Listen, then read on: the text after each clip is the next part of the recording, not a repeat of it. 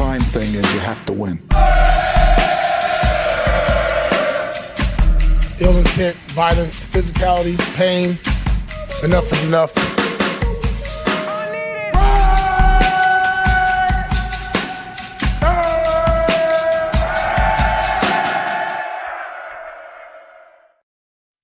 All right, after hitting a new low in the new Raiders era, the Raiders are back. They bounced back and beat the Browns at home. We're able to get a big stop in 4th and 3 and then close this game out. That's Sean Reed. That's Vic Tafer. They were at the game. I'm Ted Wynn. And for all you guys that were mad at us for the curse last week, you could thank Vic Tafer for saving you guys from the curse. He was the only one to pick the Raiders to lose, but I think he did it, like as an unselfish act for Raider fans. So you guys have that. What are you guys hearing from the game? How was the locker room like after? They're definitely a very happy place. I mean, clearly they were, down in the dumps last week. And, it's funny because you always hear about the 24-hour rule, how you get over a win in 24 hours. But this one definitely took longer than a day. I think it kind of lingered probably past Wednesday, Thursday. I know Adam Butler made a speech to the team that everyone kind of referenced. I think they maybe Friday. I think Gardner said Friday. People were smiling again for the first time all week. So I think it definitely took its toll. But, yeah, it's a big win. I mean, a lot of guys stepped up. A lot of guys who were role players are kind of like Charles Snowden. Great example. Made 2 big plays in the last sequence. So guys stepped up with both Davante Adams and Maxx Crosby not playing. So your 2 best players are not in the game, and you win. And so it's a big win. 2-2. I think Raider fans can get off the ledge. Yeah, I think from a coaching perspective, Antonio Pierce after the game, he kind of spoke about what Vic said, like this week. It kind of took them a little bit to get over that Panthers loss, and he took some blame for it for the big comment he made last Monday. Saying that he felt some guys make business decisions. That's always going to become a larger story. When your head coach says something like that, and it kind of stuck with the team throughout the week. You had people speculating who is he talking about, and that just kind of kept the conversation about the game going. And he apologized for that, which I think was good sign of accountability for him as a coach. But we also saw some players had to take some as well. Jack Jones, he didn't play in the first quarter of this game, and he came in the second quarter. And while Antonio wouldn't say anything after the game, and Jack was kind of in a similar space, it was pretty obvious that was some sort of disciplinary action. But they were able to shake it off and come together and get the win in the end. Was there any other players that might have had their snaps cut that you guys notice? Some people are suspecting that Michael Mayer's absence is due to business decisions, but I don't know. That's a pretty big leap to make. I mean, we have no idea what Michael Mayer's away from the team, but I don't think he's that kind of guy. That's the problem with his comments. You have people speculating when there really is no reason to. I think and Jones clearly was a guy who had to pay a price, and I think he was in a good spirit. I talked about after the game, and he said, that's ball. When your number's up, you got to play. And when it's not up, you don't play, and you kind of just deal with it. So I think lesson learned that maybe if that's what that was about. But I think it took a while, but this team is over it. I think they're finally back to. I mean, we had said all along in the preseason. If you get to 2-2, and because they had some tough games up front, Chargers and the Ravens, but last 2 maybe not so much. But you're 2-2, you're kind of back in the mix. I think, again, to win without Davante and Maxx is definitely a pretty big accomplishment. Yeah, I thought it was a really kind of messy game for both sides. Weird calls by the referees, but in the end, the Raiders just made few more plays, and got to give Luke Getsy some credit. He was under fire. Some people thought his bum was warm coming into his game, but he made some adjustments in a run game. Last week, I put out a video showing some missed assignments, and on Alexander Madison's big run, I think it was a 25-yard run, maybe their longest run of the season. They actually ran the same play they ran last week, but Harrison Bryant, who was on the backside of the play last week, made the right block this time. He hit the strong safety. Madison cut off that block, and it was a 25-yard run. So I think they fixed some of their assignments. There were still some assignment issues, But the run game looked better. So credit to them for kind of making those adjustments. I think they also or Getsy made a smart move by adding some RPOs, some run pass options into the offense that hit for some big plays too. And Gardner Minshew has a lot of experience running those run pass options. He's done it since college at Washington, and then he did it with the Colts. So it's something he's very comfortable doing, and he executed that pretty well. Another thing are jet sweeps. That's how you kind of control the backside and not have those defensive players get really aggressive. So they were running a lot of motion. They handed the ball off on some fly sweeps. They scored a touchdown on one of those fly sweeps. So those were all smart adjustments on the offensive side of the ball. And after not even getting close to rushing for 100 in the first 3 games, they rushed for 152 today. Yeah, both Powers Johnson. Oh, go ahead, Tashan. I thought he got, like you said, he's really creative in his approach. I think the first few weeks, like it was just kind of standard handoffs up the middle, and they tried some things here and there, but it wasn't too creative. But saw in this one, like you said, getting the receivers involved, DJ Turner on a jet sweep, Trey Tucker on the first touchdown. It was a double handoff. They gave it to Zamir, and then he pitched it to him. Even Tyreek McAllister, who's transitioned to receiver, they put him in the backfield and gave him a handoff at one point. And so they had 6 different guys take design runs in this game. And while they didn't have necessarily one individual guy that went off, I think Zamir White led the team with 50 rushing yards. Overall, they ran the ball really well. And I think you saw them get close to that physical play style that Antonio Pierce has wanted to instill. And, something that Luke Getsy, when he came on our podcast earlier this year, that he said that that's what they wanted to be. And it hadn't really come to fruition until this game. But that kind of middle part of the game, the second and third quarter where they went on that 20-0 run, it was really on the back of the run game. I was going to both Powers Johnson and Madison mentioned those jet sweeps. Not only do they keep a defense on their toes, because you got to be aware of what's going on, but also in the long run, it kind of opens up alleys down the middle of the field because your defense is kind of overextending. So I think they both thought those plays were pretty big to get the running game going. I think you got guys with some serious speed in Tucker and Turner, and guys who can get around the corner. And I think and even Bowers has his first carry, a 12-yard run. So we were waiting for that for a while. So I think. Yeah, there are things that Luke can do to be more creative and kind of keep defenses honest. I think today we finally saw some of that. Ideally, you can keep that going forward. But I think the running game at least has some hope now with those kind of plays. And also, Powers Johnson played well. I thought DJ Glaze did a good job coming out. 2 rookies held up pretty well. Yeah, I thought the offensive line, like you said, was better in this one. This is probably, their ideal lineup.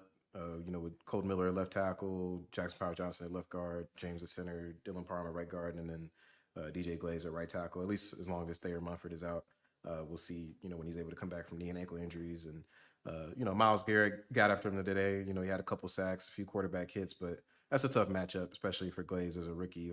Or even Colt Miller, I believe that if not both of, at least one of those sacks was against Colt Miller with Myles Garrett lined up on his side, and so. He's just, he's one of the best players in the league. One defensive player of the year last year is going to be tough. But I thought overall the offensive line looked better in this one. Toward the end of the game, they had Dylan Parham. He got banged up. He didn't finish the game due to an Achilles injury. We don't know more about that. We probably won't for at least a couple more days. But they moved Jackson Powers Johnson over to right guard, and Cody Whitehair stepped in at left guard to finish the game. But, injuries, that's definitely something to watch, Parham and Munford moving forward. But I think especially having the young guys and Powers Johnson and Glaze play well in this one, it was a positive sign for the offensive line as a whole. Yeah, I think Colton Miller is looking healthier. I thought last week he took a step up as far as his health and just returning to his old self. And I thought he had a pretty good game this week. I mean, look, when you're going against Myles Garrett, you're going to give up a sack, maybe 1 sack, and I think he gave up only 1 sack. But I saw a few nice reps against Myles Garrett too, and like you said, he's one of the best defensive players in the league, so he's tough to handle, and his impact wasn't too great on the game today, and part of that is being able to run the game and not having to rely on Gardner Minshew too much. But again, I thought Getsy made some smart adjustments, and credit goes to him. So, but let's talk about the defense. Defense was really good. Looked a little concerning right off the bat. The Browns got the ball first, and they went down and scored a touchdown. But I guess it's something they've done often. I think they've scored a touchdown on their first drive in every game this season. So they're a really good scripted offense team. But once you get off that script, they start to struggle a little bit. But the defense really only allowed 10 points, 10 right? points. Yeah, 10 points because the offense gave up a fumble return for a touchdown, and they missed extra points. So defense had a good game today. I thought Christian Wilkins made the impact that you want to see from a guy you're paying all that money to. Yeah, I mean, I thought the defense, like you said, they started a little bit rough, giving up those 2 quick scoring drives, but they finished the game forcing 7 straight stops, and including the turnover on that. That was Amari Cooper's fault, really. But Trayvon Merrick was right there and in position to catch the ball and force the turnover, and I mean, they won the game at the end there because in the fourth quarter the offense went cold. They had 0 points, they couldn't get anything going, and it was the defense that kept making stops. I mean, he had Jacorian Bennett. We've talked him up all season. He had a big pass breakup on a 3rd down to get him off the field. Isaiah Pulamau, he had a really big pass breakup as well on Jerry Jeudy.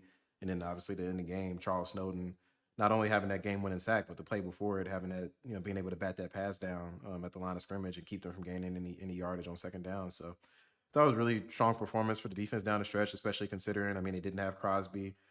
Also didn't have linebacker Devon Diablo. Obviously, Marcus Epps and Malcolm Kuntz are done for the year. So that's 4 starters and impact players that they were without in this one. And, I mean, they stepped up collectively. They had some guys like Christian Wilkins and name brand guys, I guess if you want to say, that played well. But, newcomers as well, like Isaiah Pulamau and Snowden made plays. And so I thought it was a really encouraging sign for the defense. They haven't been as good as they thought they were going to be this season due to various reasons, but this was probably their best performance so far. Yeah, the Browns had they converted their first 3 first downs of the game, then they were over 7 the rest of the way. So definitely some nice adjustments. The Browns also, it must be said, didn't have their 2 starting tackles, so definitely they weren't at full strength. But the Raiders were also not at full strength. And I think it's kind of cool to see guys like Pulamau made some big plays, and Charles Snowden, a guy who kind of been bouncing around the NFL since 2021.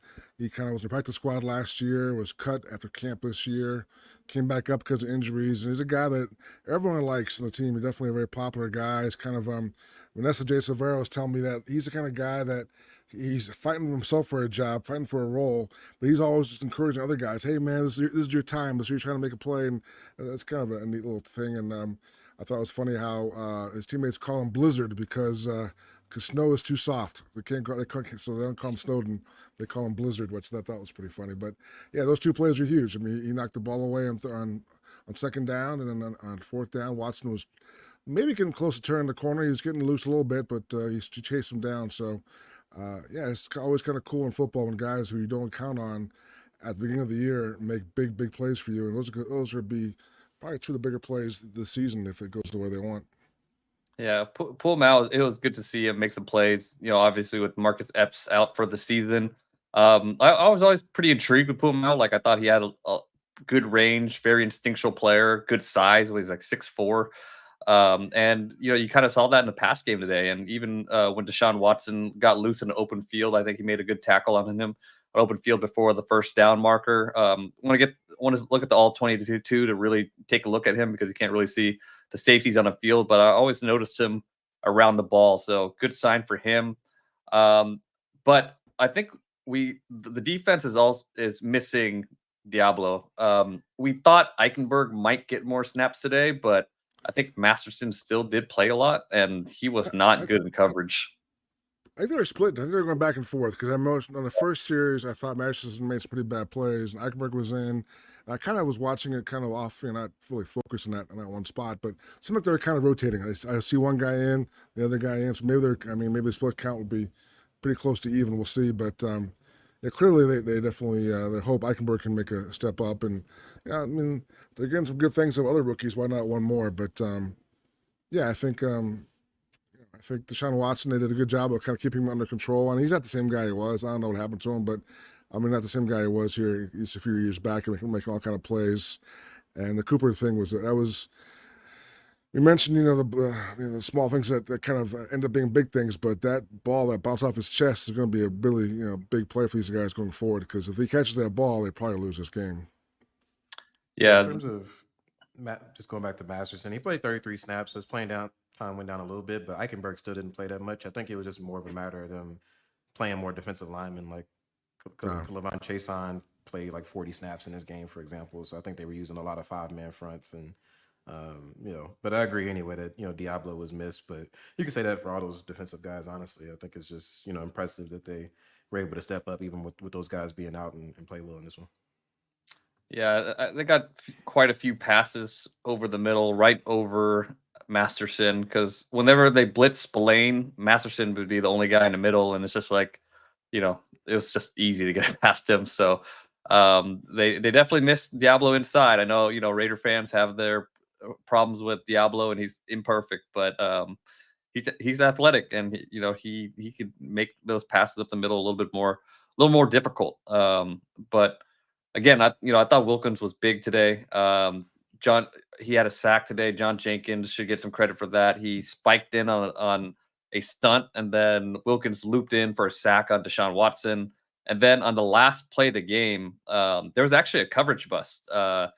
Jacorian Bennett and Trayvon Morig tried to get a check in to Bennett right before the snap because Amari Cooper motioned to a stack alignment, and Morig was turned around to try to give a check to Bennett, but the Browns snapped it right when he was giving that check. So they had 2 players on Amari Cooper, and the tight end was wide open. Nobody was on him. Luckily, Bennett, after he realized he made a mistake, kind of dropped into the passing window a little bit, which caused Watson to hesitate. But Wilkins was he was a spiker on a stunt, and he got in so fast that I think he made Watson hesitate a little bit, which allows Snowden to run all the way around the hoop and finish the game. So credit goes out to Wilkins. Without Maxx Crosby, somebody really needed to step up, and I thought he did a nice job doing that. All right. Any more things to add before we get to questions? So even Tyree Wilson had a big pressure on a third down. It was a big third down, I think, in the third quarter. I want to say he had a big pressure that kind of forced incompletion. So I mean, yeah, he's not what fans want him to be, obviously because where he was drafted. But he's slowly making strides. He's a guy who can make a play every now and then, which is his confidence is definitely, we talked about last week, is getting better. So I think it's small things, but he made a play there and kind of forced a third down incompletion. Yeah, on that play, the big thing with Tyree Wilson is his get off, right? So part of it was, just really focusing in a ball instead of focusing in the man. And I think he's starting to get more confidence because you see him getting some really good jumps off the ball. It's still a little inconsistent. There's times where he is laid off the ball, but there's more, you see more and more that he's getting a nice jump. And on that play, the Browns were on a silent count, and he timed the jump perfectly as the center was getting his hat up. He was the first guy off the ball and almost got a sack. So, but he forced incomplete there. So you can tell he's getting a little bit more confidence, and hopefully he gets a little bit more consistency as he gets more playing time and maybe gets in a little bit better shape. I think as the game wears along, he starts to lose focus on that ball a little bit. Yeah, I mean that pressure that he had that you mentioned was really huge because Amari Cooper was wide open down the field, and it seemed like that was a little bit was an issue that their right tackle didn't seem to know what he was doing, and so that helped out. But nonetheless, that's a big play, and we mentioned the pick that went off of Cooper's hands earlier, and even Christian Wilkins. I know the call was a little bit iffy, but drew a holding on that other Cooper long touchdown. So. Defensive line made some plays today. I think that they were better than I expected for them to be without Crosby being out there. Yeah, the pressure erased some issues in the secondary for sure. But I mean, that's why you're paying those guys all that money. So good job by defensive line against the Browns offensive line, who are pretty injured. But let's get into questions. All right, first question by Russ Ragsdale. Do you guys know why Maxx wasn't on the sideline? Yeah, the team told him to stay home, keep his ankle elevated. So I think he had an Instagram live afterwards. I think he was. I saw him FaceTime Snowden afterwards. So he was definitely. I think he was live tweeting in the game. But yeah, that was the doctor's order: stay home, keep your foot up. Yeah. I mean, he was. You saw him live tweeting during the game, being engaged. So I wouldn't put any stock to that. Him not being there as some sort of negative thing. Davante, he was at the game on the sidelines, so he was engaged. And I've seen a few people ask, is Davante not playing because of a hamstring, like a trade thing or something like this?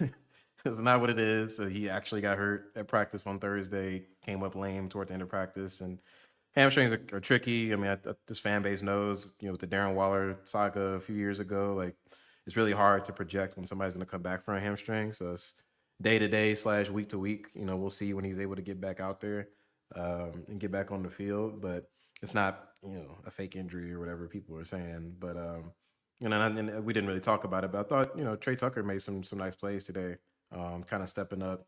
As that number one option a little bit with Davante being out. I think he should have had a bigger day than he did, honestly. He only had about 50 receiving yards and obviously he had that rushing touchdown, but he had a couple other plays where he was open and the throw was a little bit off. Like he could have probably gotten close to 100 yards today if those plays came together. And so I thought he looked really good. I know when he was drafted, he was kind of pegged as a slot guy, but he was playing as a true outside receiver in this one and he looked pretty good. I thought Gardner missed a bunch of throws. I thought Gardner, I was didn't turn the ball over. He took some shots. He was getting hit a lot, which he's definitely a tough guy. But there were some throws, at least 3 or 4, where he probably had a guy and missed him. I think there could have been big plays. So again, it's a positive. It's a win. But clearly, there's more for this offense. And he has to be better. He has to be more accurate going forward. All right, next question. Yeah, sorry, on go a ahead. Minshew note, like he was not. This was probably his worst game as a Raider for sure. There were some times where he missed open guys or he held onto the ball too long, and he just didn't look good out there. Particularly with them like running the ball as well as they were, you would have thought he would have had a better game, but I think he held the offense back a little bit today. Obviously, they end up getting the win, so they're not too worried about it, I don't think, but you would look to see him playing better against the Broncos next week. I'll remain silent on the issue. It's your time to shine, man. I'll take the high road. Next question by Sirio24. What was the reason for the improved run game today? Bad defense or better run blocking? We talked about it a little bit. I thought the offensive line did start to run block much better last week, but there were some assignment issues. I thought they cleaned some things up today. The addition of the RPOs helped the run game as well. The fly sweeps and just a little bit more creativity with reverses and handing the ball off to untraditional players. Everyone ran the ball hard. I mean, I think Zamir, obviously the fumble, but he ran the ball pretty hard. So did Madison. Definitely, I don't think they were more aggressive than they were in the past, but maybe they're more confident because the holes are better and they think that the Lions doing a better job. But definitely, it was humming for a while today. It's the first time we've seen the running game have any kind of success. So ideally, that's a sign for good things to come. Yeah, I think you give them credit for this one. I mean, last week they were playing a bad run defense in the Panthers, and they didn't have the success that they did today. So I think it was more about the Raiders than the Browns in this one. All right, next question from Tony C. Can we assume JPJ will be a full-time starter now at guard? Yes. Yeah. I mean, barring injury, I don't see why he wouldn't be. I mean, I think he's been pretty good, both in not just as a run blocker, but in pass protection. You haven't really seen him give up too much pressure, and I don't think he's given up a sack yet in the 2 games that he's played. And he kind of brings that physicality that they're looking for, that kind of nasty mentality. I think after the game, Antonio Pierce mentioned, I think he was referring to last week's game, but even in this game, the referees have gotten on him a couple times about Powers Johnson being a little too physical sometimes, but that's what you want out of your offensive. Yeah, that's what you want, especially from an interior guy. So, I think he's shown a lot of promise, in his couple of games, and I don't see any reason why he would get moved out of that spot. We'll see, again, if Parham, we don't really know much about his status right now, but if he has to miss time, then it could be interesting to see if he plays left guard or right guard. I think he would probably go to right guard because Cody Whitehair really has only ever played left guard in his career to this point in center. So that's something to monitor. We'll see as we know more about Parham, but nonetheless, I think Powers Johnson will be a starter moving forward. Jackson Powers incognito. Yeah, and if he ends up being at least a league average guard and maybe a little bit better, I mean, that's a pretty good start to your draft class if you're league average guard. He's definitely the second round. He better not be a league average guard. No, I mean, starting off, league average, then you start ascending. No, you got to be a Pro Bowler right off the bat. Nah, not a Pro Bowler, but he can't be average. I mean, I spent a second round pick on a guard. He better be damn good. Better than average starter, like an 80 overall in Madden. Because you don't. Here we go with the overall. The next question. All right. What are the chances the team fully commits to Alexander Madison, and why haven't they done so yet? Man, is he really better than Zamir White? I mean, I think it's actually a good little mix. I think both guys, they have different little styles. They both can run hard. I don't think Zamir White, obviously the fumble was bad today, and I bet. But he showed some flashes. I think they still have confidence in Zamir White, and if they get the O line going, I think they can have a nice little rotation. I don't know if Madison's a better guy than Zamir White is. I think they both can be the guys. Yeah, I mean, he was better today. I mean, Yeah. Madison had 560 yards on just 5 carries, and let me see, does Zamir White average 2.9 yards per carry? So it's kind of a rough going for him between that and the fumble. The huge fumble, giving up a touchdown. But he did have that one run when they were backed up in their own territory that ended up going for 17 yards, but that was almost a touchdown. Like that was very closely, almost like a 90-something yard touchdown. So I think they're going to keep pounding away with Zamir as the lead guy and working Alexander Madison as more of a spell guy. We've seen Madison's before in a role where he's a lead back, and it didn't go well with the Vikings. And so I think that's his best ideal role, is being more of a guy that works in off the bench instead of being the bell cow type of guy. And the best running back is Brock Bowers, man. 12 yards a carry. Give him some more carries. Tight end fly sweeps. That's the way to go. 5 times a game. Start next week. Let's go. Ooh, 5 times. All right, next question by Jims1095. Minshew seemed off after that roughing the passer call. I wonder if he did not get his bell, or maybe he did get his bell rung a little. He is so tough, though he plays with broken fingers on his throwing hands. Even though is that a thing? Does he have broken fingers, or he's just saying he throws like he has broken fingers? I don't know what he's saying, but he is a tough guy. It's possible. I mean, he seemed okay in the press conference afterwards, but yeah, like we said, the Browns they didn't play a great game defensively. They hit you, man. They had a lot of hard hits, and sure Raiders will be sore tomorrow, but yeah, I don't know if that's the reason why Gardner was off, but he hasn't been that accurate, really. I mean, overall, but today he was worse. We all agree today was his worst game so far. Yeah, I mean, the Browns have one of the best passing defenses in the league too. So, but he did have his open receivers. But I mean, when you get pressured, you start getting antsy a little bit, and that's how those misses happen. Yeah, it was deep on the Tucker he missed, a couple on the Myers. He definitely missed at least almost 3 or 4 passes that were pretty open. Yeah, he's gotten hit a lot this year. I will say Yeah. that. I'd have to look at the numbers, but in terms of quarterback hits and sacks, like it's pretty up there. And so I'm sure he's feeling it. I don't think he's like injured, but he's hurting for sure. And there's gonna be something moving forward. I think their pass protection still has room for improvement.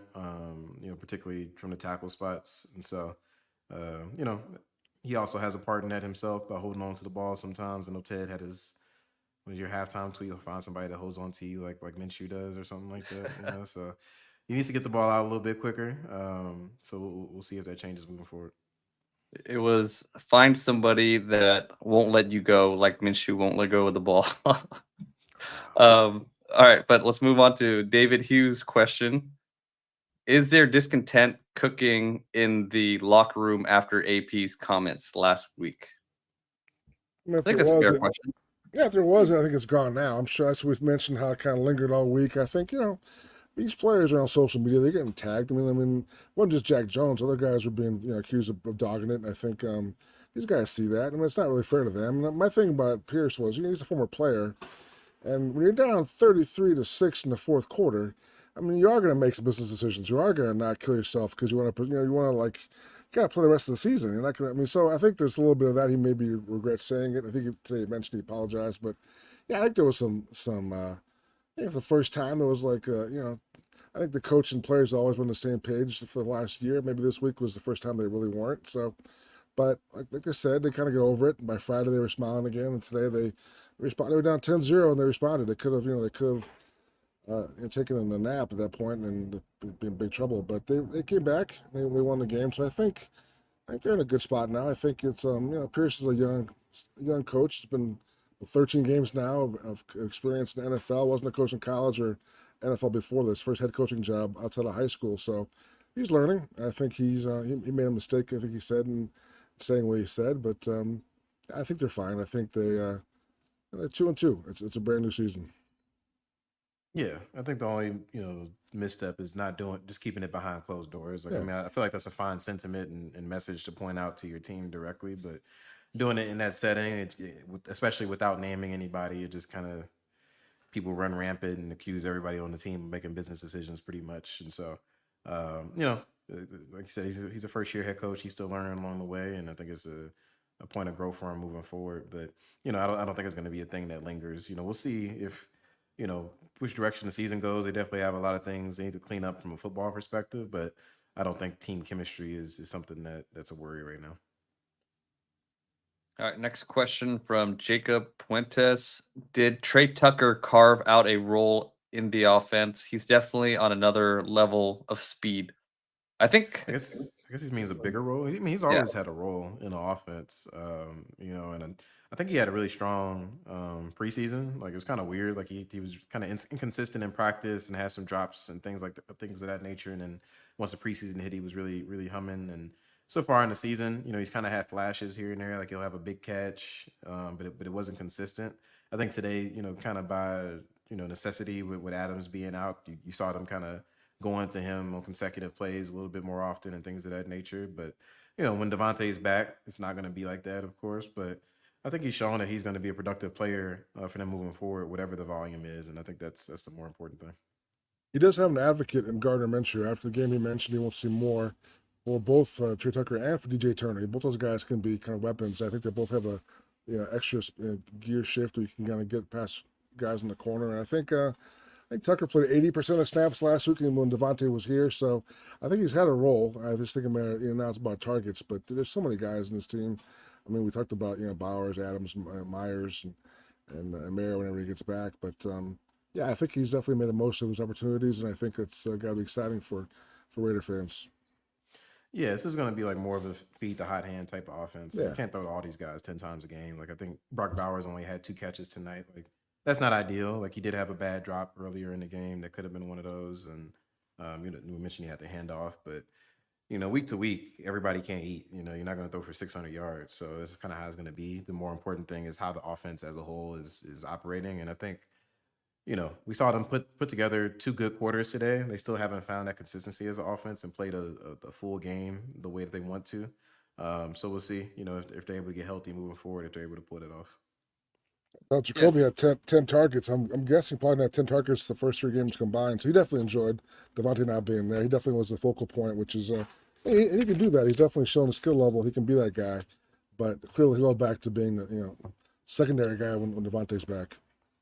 Yeah, to me, Trey Tucker's a guy you don't want to forget about, and I think you can forget about him because you have Davante Adams and Brock Bowers.